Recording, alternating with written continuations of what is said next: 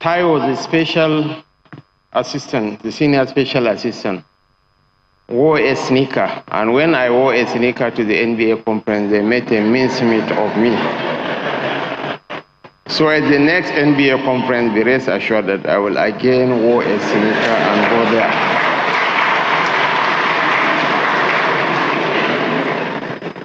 Your Excellency, the Executive Governor of Gombe State and Chairman, Northern States Governors Forum, Alhaji Muhammad Inuwa Yahaya Dammajan Gombe, indeed one of the unsung heroes of the ease of doing business in Nigeria, and one of our leaders who prepares anonymity and always attends less glamorous events. Your Excellency, thank you so much, and we are mightily proud of you for consistently coming on top amongst your peers in terms of ease of doing business. Congratulations. And Dr. Jumoke, you ought to have celebrated him as well and give him an award. I want to use the Attorney General and Minister of Justice, Prince Lateef Pagbe, as my point of reference to recognize and appreciate all my colleagues from the Federal Executive Council. The Deputy Chief of Staff to Mr. President, Special Advisors to Mr. President, Permanent Secretaries, members of the Diplomatic Corps, the Accountant General of the Federation, and of course, from heads of MDAs that my friend Stanley Okocha, while he was busy acknowledging the presence of representatives of heads of MDAs, we have a Deputy Governor of the Central Bank, we have the MD of NPA, we have the ND of NIDA, and we have the ND of NIMASA, who went on unrecognized. So my apologies, and for all the MDAs and heads of other heads of extra ministerial agencies, please, you are hereby recognized and appreciated.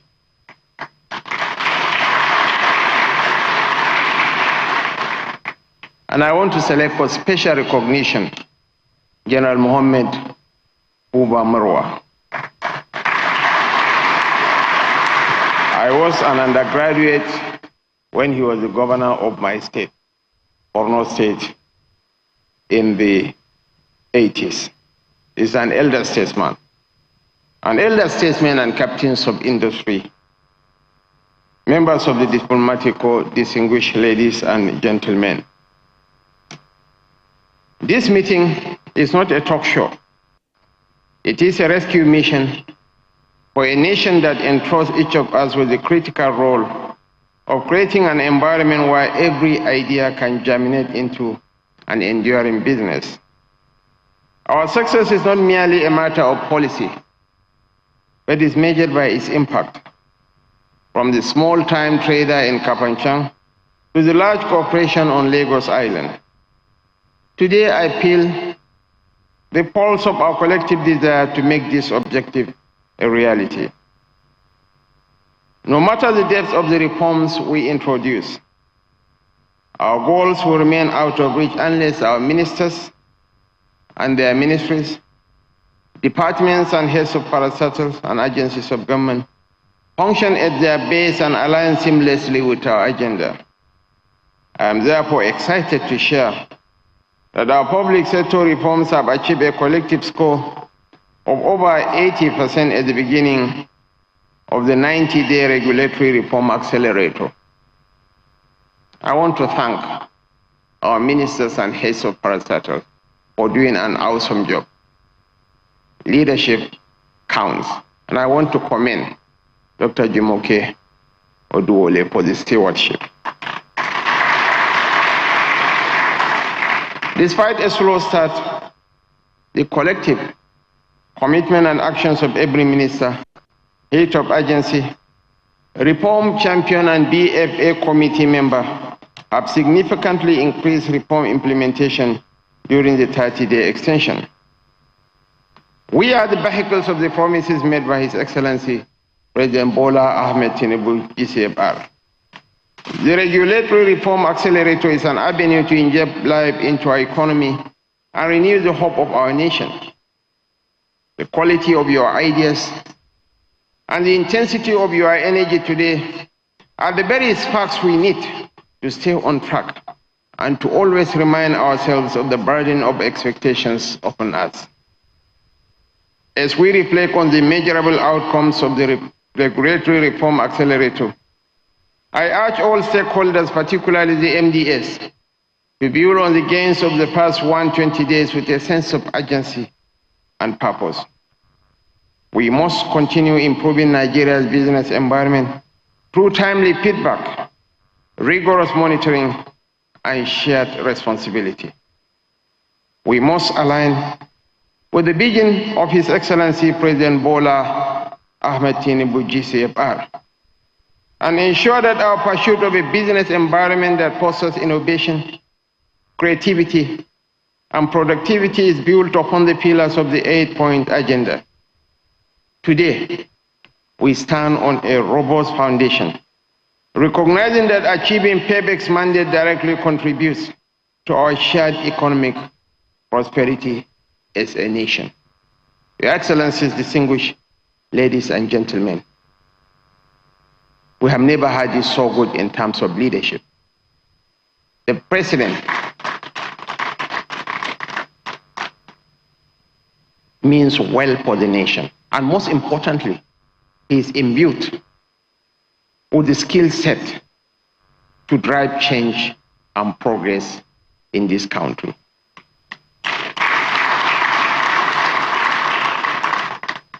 When the President stumbled at the May 29 celebration, it's not only disheartening and disenchanting, but stupefying and heartbreaking that some of our countrymen were celebrating. But I dare to put it to you that the hallmark of true leadership is not the ability to lift a bag of cement, but the capacity to come up with robust ideas to solve a nation's problems. One of the greatest presidents of the United States was FDR. FDR,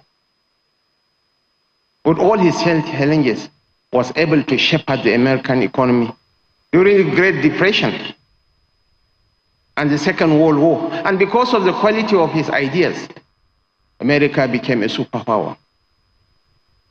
The accident that confined Mwai Kibaki to a wheelchair did not confine his abilities to come up with robust solutions that made Kenya to record double-digit growth during his stewardship. I can tell you with all sense of confidence that the president we have now is a man of ideas who is robustly imbued with the capacity. Leadership is about competence. We are not asking you not to question the eligibility of your president's condition, but there is this mischievous fixation on the president's health status. We are not preparing for the Olympics, but an institution that builds on the superiority of ideas. And Your Excellency, this is a man who, when he became the governor of Lagos State in 1999, Lagos was a monstrosity, a huge slum. When you are coming into Lagos through Maryland, there is even a statue that says, "This is Lagos. No one welcomes you to Lagos."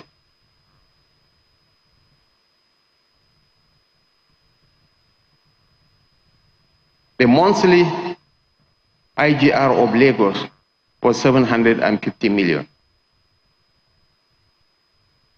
For us from the north, a lot of our brothers kept going to the law school in Lagos in the 80s for fear of Lagos.